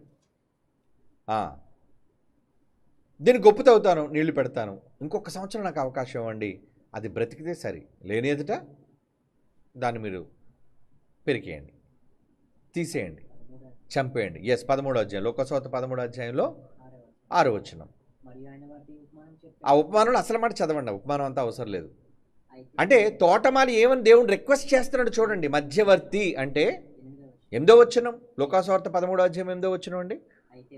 అయితే వాడు, అయ్యా నేను దాని చుట్టూ త్రవ్వుతాను, ఎరువు వేయు మట్టుకు ఈ సంవత్సరము కూడా ఉండనిమ్ము, అవకాశం ఇవ్వండి. అంటే మధ్యవర్తి అడక్కపోతే యజమాని ఏమి నిర్ణయం తీసుకునేవాడు? పైన ఇప్పుడు యజమాని అన్నమాట చదవండి. ఈ చెట్టు నిమిత్తము నేల ఎలా వ్యర్థమైపోవాలను, 3 సంవత్సరాల నుంచి చూస్తున్నాను నేను, ఏం దొరకట్లేదు, ఇది నరికేయి అంటే డెసిషన్ తీసుకున్నాడు. యజమాని ఏమో నిర్ణయం తీసుకున్నాడు లేపేమని. అంటే ఇక్కడ యజమాని కోసం చెప్తున్నాడంటే పొలం యజమాననా, తోట యజమాననా, ఏదో పనికిమాలిన పనుని పిలిచి చెప్తున్నాడనా? నో నో నో, ఇది రూపకాలంకారంగా దేవుణ్ణి మనల్ని ఉద్దేశించి చెబుతున్న మాట. ఇందులో యజమానిగా ఎవరిని మనం ఊహించాలి, భావించాలి? తండ్రి. తోటమాలెవరు? మధ్యవర్తి. ప్రాణం చెట్టు ఎవరు? మనం చావకుండా తోటమాలి రిక్వెస్ట్ చేస్తున్నాడు యజమానిని, అయ్యా ఇంకొక అవకాశం ఇవ్వండి అని. అంటే ఇప్పుడు యేసుక్రీస్తు వారు మధ్యవర్తిత్వం ఎందుకు చేస్తున్నారు? కేవలం మనుష్యులను కాపాడడానికి మాత్రమే. మధ్యవర్తిగా ఆయన దేవుడు అపాయింట్ చేశాడు, ఆయన మధ్యవర్తిగా ఆయన పంపాడు. ఇప్పటికీ మధ్యవర్తిత్వం చేస్తూనే ఉన్నాడు. తండ్రి కుడిపార్శ్వాన ఉన్న తండ్రికి మన పక్షాన ఆదరణకర్తగా ఆయన ఏం చేస్తున్నాడండి? ఒక విధంగా ఆదరణ మనకు ఏమండి, మాకు యేసుప్రభు వారు ఆయన మన పక్షాన అక్కడ ఉన్నాడండి, హ్యాపీ. ఏదైనా విజ్ఞాపనమే ఆయన చేసుకుంటామండి, క్రీస్తుని అడుగుతామండి, క్రీస్తు దేవుడికి చెబుతారండి. ఆయన మీద ఉన్న కోపం, మా మీద ఉన్న కోపం ఆయన తగ్గించుకొని మమ్మల్ని కరుణిస్తాడండి అనే ఒక నమ్మకం మనకు కలగడానికి కారణం మధ్యవర్తిగా క్రీస్తు వారు ఉండటం మాత్రమే. అంటే ఆయన ఎంత ప్రధానమైన పాత్ర వహిస్తున్నాడు చూడండి. దేవుణ్ణి ఏమండి కామ్ చేస్తున్నాడు ఆయన. అంటే ఆయన యొక్క రౌద్రాన్ని తగ్గిస్తూ శాంతింపచేస్తూ, అదే శాంతికారమై ఉన్నాడు అని అందరూ చదవని చూసారా? ఎవరికి శాంతికరమై ఉన్నాడు? ఎవరికి శాంతి? మనకే దేవుని దగ్గర నుంచి శాంతి కావాలి అంటే ఆయన మధ్యలో ఉండాలి, లేదంటే ఎప్పుడూ దేవుడు తుడిచేసేవాడు. నిన్న నేడు నిరంతరం ఎలా ఉన్నాడు దేవుడు? ఆ రోజు దహించగ్నే ఈరోజు దహిస్తాడు ఆయన. కోపం కోపమే, కానీ ఆ కోపం ఆ రోజు వెంటనే వచ్చేది. ఇప్పుడు కోపం వెంటనే రాకుండా దీర్ఘశాంతం వహించడానికి గల కారణం కుమారుడు మధ్యవర్తిత్వం చేస్తున్నాడు కనుక, సరే నాయన నువ్వు ఉండు, ఏది నా దగ్గర తీసుకొని రాకు, నువ్వంతా సెటిల్ చేసిన తర్వాత ఫైనల్ అయిన తర్వాత నా దగ్గర తీసుకురా, నేను అంగీకరించాలో వద్దో అప్పుడు నీకు చెప్తాను. ఈ సర్వాధికారం ఎవరికి ఇచ్చాడు? కుమారునికి ఇచ్చాడు. ఎందుకు ఇవ్వాలి? మధ్యవర్తి కనుక. కనుక యేసుప్రభుకి అధికారం ఎందుకు ఇవ్వాలి? యేసుప్రభు ఎందుకు మధ్యవర్తిగా పెట్టాలి అంటే మనమే కారణం దానికి. తన పిల్లలను పోగొట్టుకోకుండా దేవుడు తన యొద్దకు ఎలాగైనా సరే రక్షించుకొని తన దగ్గరకు రప్పించుకోవడం కోసం యేసుప్రభు నాయన నీ ద్వారానైనా సరే వాళ్ళు రప్పించు. ఒక్కడు నశించాలని నాకు లేదు మనసు, కానీ వాళ్ళు చూస్తే తిన్నగా లేరు. మరి నువ్వేం చేస్తావు? అందుకే మార్చు. అందుకే ఈరోజు ఆయన వాక్యంగా మారి ఆ వాక్యమే ప్రజల హృదయాల్లోనికి వెళ్ళి కఠినులను, మూర్ఖులను, దుర్మార్గులను, దుష్టులను సైతం ఏమండి రెండంచులు గల వాక్య ఖడ్గము వాళ్ళ తలంపుల్లోనికి కూడా వెళ్ళిపోయి మనుషులను మార్పును తీసుకొస్తుంది. ఇదంతా ఎందుకు జరుగుతుంది అంటే ఆయన మధ్యవర్తి గనుక, మనం నశించపోకూడదు గనుక. ఏమండి మొదటి దశలోనిక పత్రిక 1వ అధ్యాయం 10వ వచనం చూడండి. దశలోనికలకు రాస్తున్న మొదటి పత్రిక 1వ అధ్యాయం 10వ వచనం. దేవుడు మృతులలో నుండి లేపిన యేసు అనగా రాబోవు ఉగ్రత నుండి మనలను తప్పించుచున్న ఆయన కుమారుడైన యేసు. ఎంత స్పష్టంగా చెప్పాడండి. ఈ మాటలన్నీ కూడా ఏకపాత్రాభినయం చేస్తున్నాడు. చిన్నప్పుడు నాటకాల్లో ఏకపాత్రాభినయం అని ఉండేది. ఏకపాత్రాభినయం అంటే ఏంటి? ఒక్కడే ఉంటాడండి స్టేజ్ మీద, ఇంకెవరు ఉండరు. వన్ మ్యాన్ షో అంటారు దాన్ని. ఆడే అన్ని పాత్రలు వహిస్తాడు. హీరో ఆడే, విలను ఆడే, హీరోయిన్ వాడే, ఏమండి ప్రజలు వాడే, రాజు వాడే, సైన్యం వాడే. చూడ్డానికి ఎలా ఉంటుంది ఇది? ఏమండి మనం అనుకుంటాం ఒక్కడ చేస్తే ఏం బాగుంటుందండి. ఏమండి ఒక తెర మీదైనా ఒక నాటకంలోనైనా ఎక్కువ మంది వారి వారి పాత్రలు వహిస్తే బాగుంటుందా? ఒక్కడే అన్ని పాత్రలు వహిస్తే మీకు ఏమైనా రుచిస్తుందా చెప్పండి? ఒక్కడే అన్ని పాత్రల్లో కనబడుతుంది. ఏడు ఇక్కడ కూడా నీ మొహమే, ఇటు ఆ పాత్రలో కూడా మళ్ళీ నీ మొహమే కనబడుతుందా? బాబు మార్చండి బాబు, పాత్ర మార్చండి. అందుకే ఏకపాత్రాభినయాలు పోయి, ఏమండి వన్ మ్యాన్ షోలు పోయి, ఈరోజు చాలామంది అంటే ప్రజలు ఇష్టపడేదాన్ని, ప్రజలు మెచ్చుకునేదాన్ని, ఎక్కువ క్యారెక్టర్స్ కనబడాలి. ఒక్కడే అన్నీ చేసేస్తే అలా బాగోదు అది. కనుక దేవుడు అలా మనుష్యులను మాయ చేయడానికి ఏకపాత్రాభినయంలో నటిస్తున్నాడా? కుమారుడిగా, తండ్రిగా, పరిశుద్ధాత్మునిగా మారాడా అని ఎక్కడుంది బైబిల్లో? వాళ్ళు అనుకున్న దానికి ఒక్క బేస్, అందుకే అన్నాను ఒక్క ఆధారం కూడా బైబిల్లో. నాయన నేను 3 కాలాలలో కనిపించే ఒక్క దేవుణ్ణి అని ఎక్కడా చెప్పలేదండి ఆయన. ప్రతి చోట మేము, నేను, వేరు వేరు వేరు అని వ్యక్తులుగా కూడా, పాత్రలుగా కూడా విడివిడిగానే బైబిల్లో ఎందుకు చెప్పబడింది అంటే, ఏమండి ఎందుకు చెప్పబడింది? మనకు అర్థం కావాలని. నాయన మమ్మల్ని అందరినీ ఒకటిగా కలిపేకండిరా, మేము వేరురా, మేము వేరు అని చెప్పడానికే కదా ఈ సాక్ష్యాలన్నీ బైబిల్లో. ఎన్ని చదవండి, ఆ సాక్ష్యాలన్నీ మనకు స్పష్టంగా చెప్పేది ఏంటంటే, మేము ముగ్గురుగా ఉన్నాము, మేము ఒక్కటి కాము, వ్యక్తులుగా ఒక్కటి కాము, భావనల్లో ఒక్కటిగా ఉన్నాము, ఉద్దేశాల్లో ఒక్కటిగా ఉన్నాము, కానీ వ్యక్తులుగా మాత్రం ముగ్గురుగానే ఉన్నాము, ఉంటాము. ఆ ముగ్గురులో తండ్రిగా నేను ఉన్నాను, ఆ ముగ్గురులో నేను కన్న కుమారుడిగా ఈయనున్నాడు. తండ్రి అయిన దేవుడు, కుమారుడైన క్రీస్తు. అందుకే చదవండి ఆ మాటలు ఏముందండి? దేవుడు మృతుల్లో నుండి లేపిన యేసును దేవుడే లేపాడా? ఎస్, దేవుడే మృతుల్లో నుంచి యేసు ప్రభువును లేపాడంటే ఒక హెడ్ ఉంది పైని, సమస్తాన్ని నిర్వహించే ఒక శక్తి స్వరూపి దేవుడు. ఆయన క్రీస్తును మృతులలో నుండి లేపి, ఆయన అనగా రాబో ఉగ్రత నుండి మనలను తప్పించుచున్న ఆయన కుమారుడైన యేసు. అంటే రాబోయే నరకం నుంచి, ఉగ్రత నుంచి మనం తప్పించబడాలి అంటే ఆయన ఉంటే సరిపోదా? ఆయన కుమారుడైన క్రీస్తు కావాలట. ఎందుకంటే ఆయన మధ్యవర్తి గనుక, మీడియేటర్ గనుక. అదేనండి ఆ మాట అర్థం. హెబ్రీ పత్రిక 12:24 హెబ్రీ పత్రిక 12:24 క్రొత్త నిబంధనకు మధ్యవర్తి అయిన యేసునొద్దకును హేబేలు కంటే మరి శ్రేష్టముగా పలుకు ప్రోక్షణ రక్తమునకు మీరు వచ్చి ఉన్నారు. ఎవరండి? ఎవరంటున్నాడు? క్రొత్త నిబంధనకు మధ్యవర్తి అయిన యేసునొద్దకు. మధ్యవర్తి అయిన యేసు, మధ్యవర్తి, మీడియేటర్. ఎవరికి మధ్యవర్తి అంటే ఈ మధ్యవర్తి అంటే ఇంకొక ఆయన ఉన్నాడా? ఉన్నాడు. 2 వర్గాలు ఉన్నాయి. మధ్యవర్తి అయితే 2 వర్గాలు ఏంటంటే, ఒకటి దేవుని వర్గం అండి, ఒకటి దేవుడు అండి, ఒక పక్షాన ఉన్నాడండి, మరో పక్షాన ఉన్నది ఎవరు? మనుషులండి. వీళ్ళిద్దరికీ మధ్యవర్తి ఎవరు? నేనండి. ఎంత స్పష్టంగా మధ్యవర్తిగా నేను ఉన్నాను, మధ్యవర్తిత్వం చేస్తున్నాను, మధ్యవర్తిగా వ్యవహరిస్తున్నాను. నేనుగా ఉన్నాను, తండ్రి తండ్రిగా ఉన్నారు, అందుకే మధ్యవర్తి అనే పదాన్ని వాడుతున్నాను. ముగ్గురు ఒకటే ఉంటే దేవుడు చెప్పడానికి ఏముందని సింపుల్గా చెప్తే, చూడు నాయన పిల్లలారా, మిమ్మల్ని అందరినీ రక్షించడానికి ఆయా కాలాల్లో నేనే తండ్రిగాను, తర్వాత క్రీస్తు శకం ప్రారంభమైనప్పుడు కుమారుడుగాను, క్రీస్తు వెళ్ళిపోయిన తర్వాత మరలా మిమ్మల్ని ఆదరించడానికి పరిశుద్ధాత్మగాను నేను ప్రత్యక్షమయ్యాను. ఎక్కడ బైబిల్లో ఈ మాటలు మనకు కనబడవు, లేవు. ఎందుకంటే అది భావం కాదు, అది సత్యం కాదు కనుక. ఒకవేళ సత్యం అయితే దేవుడు రాయించి ఉండేవాడు. ఆయన ఈ విషయం చెప్తే దేవుడికి ఏమైనా తగ్గిపోతుందా? భవిష్యత్తు తెలియదా దేవుడికి? నాయన ఈ విధంగా నేను రాస్తే పిల్లలకు క్లారిటీ ఉంటుంది కాబట్టి అని ఆ ఒక్క మాట ఎందుకు పడేయలేడు దేవుడు? ఆ ఒక్క మాటను దేవుడు మనకి ఎందుకు చెప్పలేడు? నేను 3 కాలాల్లో కనిపించే ఒక్క దేవుణ్ణి. అదేం పెద్ద బరువైన మాట, అదేమో రాయకూడని చెడ్డ మాట కాదే. కానీ దేవుడు ఈ విధంగానే దేవుడు రాయించాడు. తను తండ్రిగాను, మరొకరిని కుమారునిగాను, మరొకరిని పరిశుద్ధాత్మనిగాను, మనల్ని పిల్లలుగాను, మనందరి ఒక కుటుంబంగాను ఆయన ఎందుకు ప్రస్తావిస్తున్నాడు అంటే ఎవరికి ఏది ఆపాదించాలో దానినే మనం తీసుకోవాలి. అందుకే నేను అర్థం చెప్పాను, తన కుమారుని వల్ల కలిగిన కోట్ల మంది దేవదూతలందరినీ ఎలా చూశాడు ఆయన? కుమారులుగా చూడలేదు. వాళ్ళు కుమారులు ఎన్నటికీ కారు. ఏమని అనుకుంటే కొడుకులు అయిపోతారు కదా. అవును, అనుకుంటే ఆయన కొడుకులుగా ఆయన స్వీకరించగలడు. కానీ వాళ్ళలో ఏ ఒక్కరిని పిల్లలుగా స్వీకరించడానికి ఇష్టం లేదు. మరి మనకే ఎందుకు ఇచ్చాడు ఆ ఛాన్స్?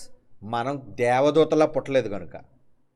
దేవదూతలా క్రీస్తులో మనం కలగలేదు. క్రీస్తు ద్వారా మనం కలగలేదు. క్రీస్తు మనల్ని కనలేదు. తండ్రి అయిన దేవుడు యెహోవా తన ఊపిరి, తన భాగం, తనలో నుంచి జీవంగా బయటపడిన వాళ్ళం. దేవదూతల తనలో నుంచి రాలేదు, తండ్రిలో నుంచి రాలేదు. దేవదూతలు మర్చిపోకండి. దేవదూతలు క్రీస్తు మాటలో నుంచి వచ్చిన వాళ్ళు కానీ తండ్రిలో నుంచి వచ్చిన వాళ్ళు కారు. అందుకే వాళ్ళు కుమారులు కారు. మనం ఎందుకు కుమారులం అయ్యామంటే తండ్రిలో నుంచి బయటికి వచ్చిన వాళ్ళం. తండ్రిలో నుంచి వచ్చాం. అసలు తండ్రిలో ఉన్నామా అనే సందేహం అయితే చాలాసార్లు మనం చదువుకున్న మాట 90వ కీర్తనలోని మొదటి వచనం, తరతరముల నుండి మాకు నివాస స్థలము నీవే అని ఎంత స్పష్టంగా దేవుడు క్రిస్టల్ క్లియర్గా చెప్పాడండి. అంటే మీరు రాకముందు ఎక్కడున్నారు? తరతరముల నుండి మీ నివాస స్థలం ఏది? తండ్రి, దేవుడే. బైబిల్లో రాయబడింది ఆ మాట. అంటే మనం తండ్రినే నివాస స్థలంగా చేసుకొని తండ్రిలో ఉన్నామన్న ఆ మాట కనీస జ్ఞానం ఉన్న ఎవరికైనా, భాష అర్థమైన ఏ ఒక్కరికైనా అర్థమైపోతుంది. గో ప్రభువా, తరతరముల నుండి అంటే ఎన్ని తరాలు ఉన్నాయో ఈ తరాలన్నీ ఎక్కడ నివసించాయి? నివాస స్థలము. మేము ఉన్నది పరలోకం కాదు. మేము ఎవరిలో ఉన్నాము అంటే, ఎందుకంటే వీళ్ళు ఒప్పుకోరు కదండి. దేవునిలో నుంచి వచ్చారంటే ఒప్పుకోరు, దేవుని కుమారులు అంటే ఒప్పుకోరు. మా నివాస స్థలము నీవే, దేవుడే. దేవుడు తండ్రి అయిన దేవుడు. ఏ దేవుడు? మళ్ళా దేవుడు అనగానే తండ్రి అయిన దేవుడు, కన్న దేవుడు. దేవుని పిల్లలారా, అంటే దేవుడు ఈ విధమైన విధానాన్ని ఎందుకు మనకు పరిచయం చేశాడు అంటే మనం దోషులుగా మారిపోయాం. అందుకు మధ్యవర్తిగా ఆయన అపాయింట్ చేయాలి అనుకున్నాడు. డైరెక్ట్గా పిల్లలుగా మనల్ని స్వీకరించాలి అనుకోలేదు. తన కొడుకు ద్వారానే స్వీకరించాలనుకున్నాడు. అందుకే మనకు ఒక పరీక్ష పెట్టాడు. ఏంటా పరీక్ష? మీరు తన కుమారునితో సారూప్యమైతేనే మిమ్మల్ని అంగీకరిస్తాడు. రోమాపత్రిక 8వ అధ్యాయంలో చాలాసార్లు మనం చదువుకున్న మాట, మనల్ని దేవుడు ఎప్పుడు స్వీకరిస్తాడట? ఎప్పుడు స్వీకరిస్తాడని అక్కడ ఉందో చూడండి. ఏమండి? రోమీయులకు రాసిన పత్రికలో 8వ అధ్యాయంలోని తన కుమారునితో సారూప్యము గలవారము అంటాడు చూడండి. 29 రోమాపత్రిక 8వ అధ్యాయం 29. ఎందుకనగా తన కుమారుడు అనేకులలో జ్యేష్ఠుడు. తన కుమారుడు అంటే ఎవరి కోసం చెప్తున్నాడు? యేసు ప్రభు కోసం చెప్తున్నాడు. అనేకులలో జ్యేష్ఠుడగినట్లు దేవుడు ఎవరిని ముందుగా ఎరిగనో, ఎవరిని? మనల్ని. సంకల్పంలో మనల్ని ఎరిగాడు. ఎవరిని ముందుగా ఎరిగనో వారు తన కొడుకు, జ్యేష్ఠ కొడుకు, జ్యేష్ఠుడిగా చేశాడు. ఎవరిని చేశాడు జ్యేష్ఠుడిగా? ఏమండి? జ్యేష్ఠుడగినట్లంటే యేసుప్రభు.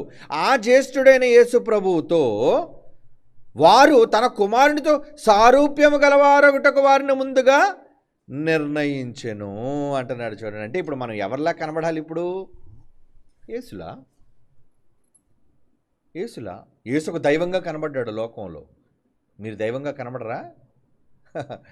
మీరు దైవంగా కనబడరా? పోనీ దేవుని కుమారులుగా అన్నారా? దేవుని కొడుకునని చెప్పినందుకే అది దేవదోషణ రాళ్ళు ఎత్తారు కొట్టడానికి. ఏమండి? మరి ఈరోజు అదే విధానం. దేవుడు కొడుకుంటే ఒప్పుకోం మేము. యేసుప్రభు దేవుడు కొడుకుంటే ఒప్పుకోం. దేవుడు అంతే. అంటే ఆ రోజు శాస్త్రులు, పరిసయ్యులు, దుష్టులేని యూదుల తరం, ఈరోజు క్రీస్తును కుమారుడిగా అంగీకరించలేని ఈ దుష్టతరం. ఏమండి? దేవుడే ప్రభు, దేవుడే. వాక్యం వచ్చిన దైవాలం. దేవుని వాక్యం ఎవరికి వస్తుందో అందరూ దైవాలం లేదు కదండి. దేవుని వాక్యం ఎవరికి వచ్చేనో ఏమండి? వారే దైవములు. అందరూ దైవాలు అయిపోరు. అంటే దేవుని వాక్యం రావాలంటే క్రీస్తు రూపం రావాలని అక్కడ అర్థం. తన కుమారునితో సారూప్యం ఎవరైతే సంపాదించుకుంటారో దే ఆర్ గాడ్స్. అంటే నువ్వు పక్కన సహోదరుని క్షమించలేను, నువ్వేం దైవంరా?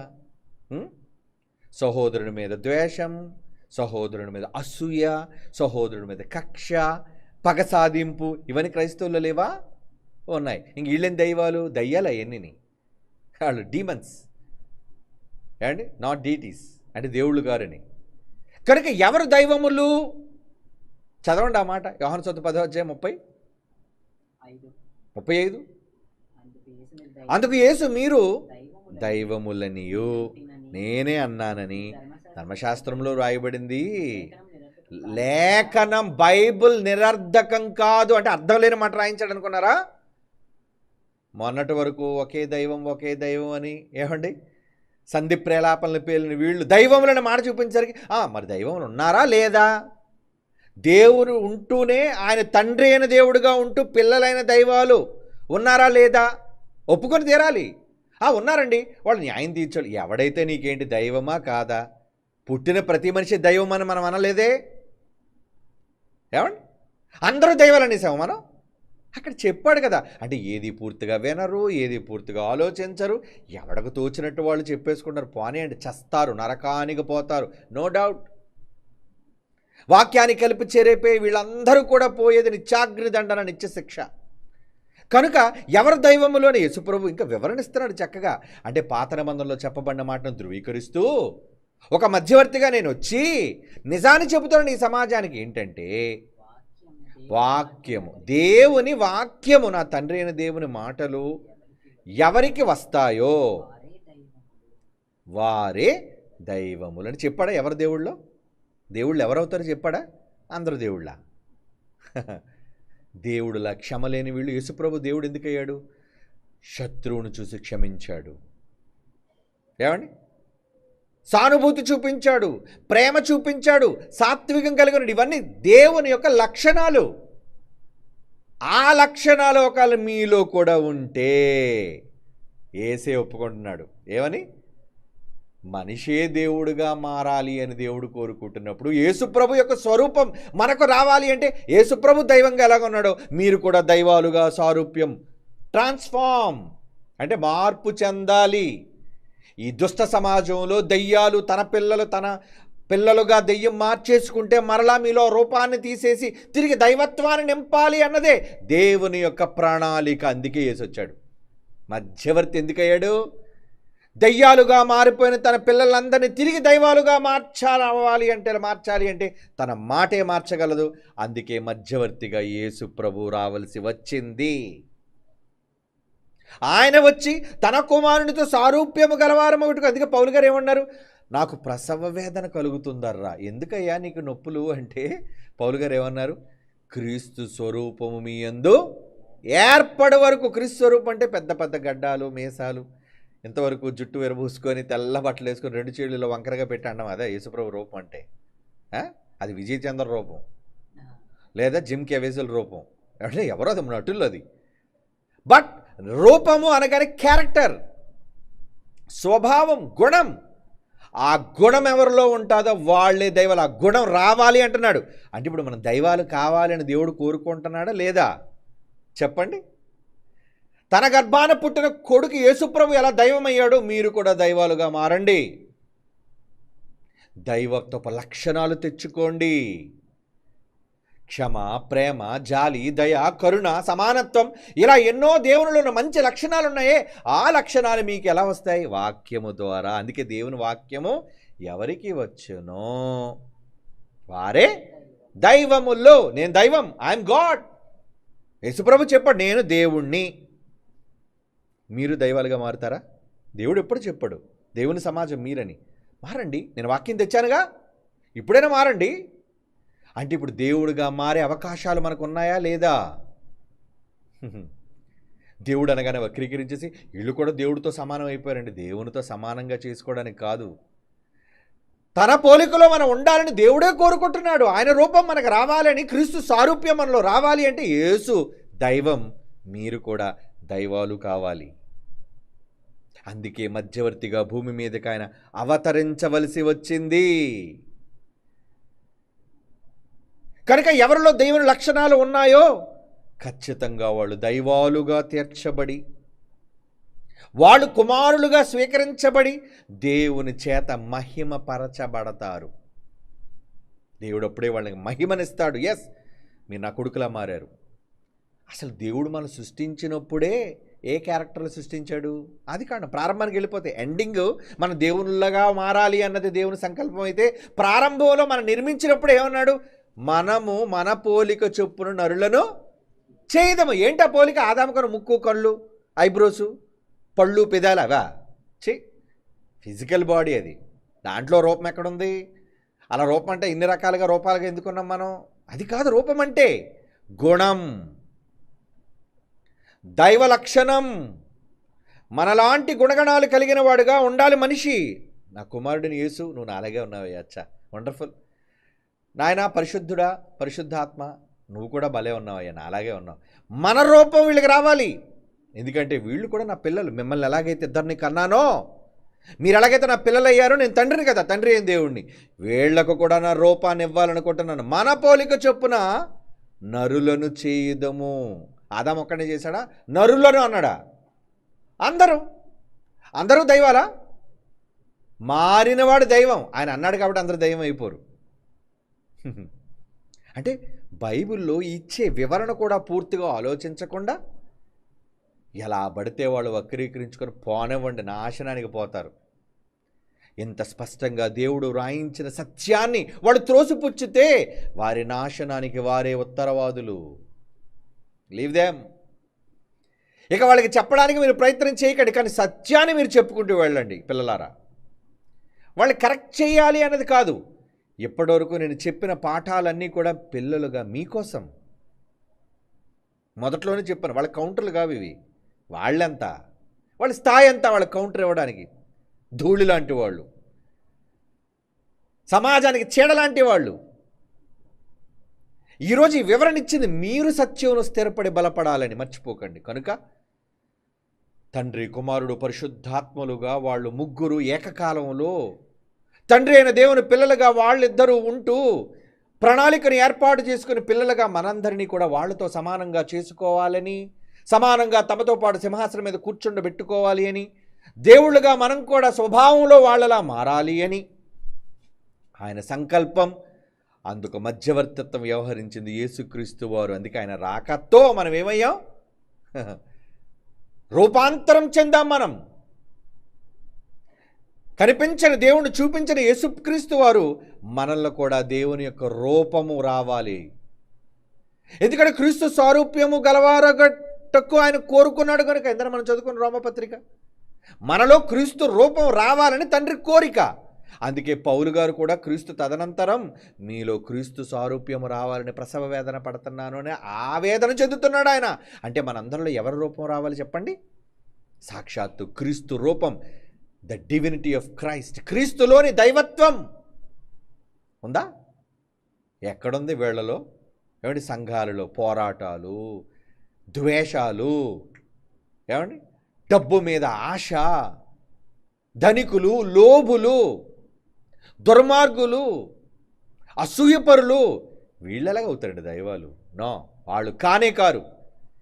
కానీ ఎవరైతే నిజముగా దేవుని వాక్యాన్ని విని మారుతారో, తమ బ్రతుకులను మార్చుకుంటారో, బ్రతుకులు మార్చుకుంటే తమ స్వభావాన్ని మార్చుకుంటారో, వారు క్రీస్తు ద్వారా దేవునికి కుమారులుగా. యేసుప్రభు వెళ్ళిపోయి తండ్రి సింహాసనం మీద కూర్చున్నాడు కుడిపార్శ్వాన. మిమ్మల్ని కూడా ఏం చేస్తానన్నాడు ఆయన? జయించువారైన ఎడల నాతో పాటు నా తండ్రి సింహాసనం ముందు మిమ్మల్ని కూర్చుండబెడతానని ప్రకటన గ్రంథం 3:21 చదువుకున్నాం ఆల్రెడీ మనం. ఆయన జయించాడు, జయశాలియుడు. మనం కూడా జయించే జయశాలులుగా ఆయనతో పాటు కుమారులుగా మారితే మీరు నా సింహాసనం ముందే కూర్చుండబెడతాను అన్నాడు. ఎంత సమానత్వం, ఎంత ప్రేమతత్వం ఆయనది. తమ్ముళ్ళుగా మనం తక్కువ చూడాలని, వేరు చేయాలని భావన ఆయనకి లేదు. ఇది తండ్రి అభీష్టం కనుక. మనం క్రీస్తుతో పాటు సారూప్యం గలవారంగా ఉండాలని తండ్రే కోరుకున్నాడు కనుక తండ్రి కోరుకున్న ఆశయాన్ని కుమారుడు నెరవేర్చడానికే మధ్యవర్తిగా వచ్చి దేవుడంటే ఎలా ఉంటాడో ఈ సమాజానికి చూపించి తన నామం ఏంటో, క్రీస్తు నామం ఏంటో, ఆ క్రీస్తు నామములో రక్షణ ఏంటో తన ప్రేమను చాటి పరలోకమందు తండ్రి కుడిపార్శ్వాన ఆసీనుడయ్యాడండి ఆయన. అందుకే ఆయన మధ్యవర్తం యొక్క ప్రత్యేకత. ఏమండి, ఆయన ఏం చేశాడు? కొలస్సీ పత్రిక చివరికి ఈ మాట చదువుకుంది. కొలస్సీ పత్రిక 1:20 కొలస్సీ పత్రిక 1:20 ఆయన శిలువ రక్తము చేత సంధి చేసి ఆయన ద్వారా సమస్తమును, అవి భూలోకమందైనను పరలోకమందైనవి ఉన్నవైనను వాటన్నిటినీ మీడియేటర్ ఎవరు? ఆయన ద్వారా, క్రీస్తు ద్వారా తనతో సమాధానపరుచుకొనవలెనని తండ్రి అభీష్టమైనది. ఇది ఎవరిష్టం? తండ్రి ఇష్టం, తండ్రి అభీష్టం, సంకల్పం. సో యేసుప్రభు ఎందుకు మధ్యవర్తిగా మారాడు చెప్పండి? మిమ్ములను దైవాలుగా మార్చడానికి, మిమ్మును తన రూపంలో మార్పు చెందించడానికి. అదండి ఫ్యాక్ట్, రహస్యం. అలా ఉంటేనే కానీ తండ్రి స్వీకరించడు. తన కుమారునితో సారూప్యం గలవారగుటకు, రోమపత్రిక కింద మనం చదువుకున్న మాట.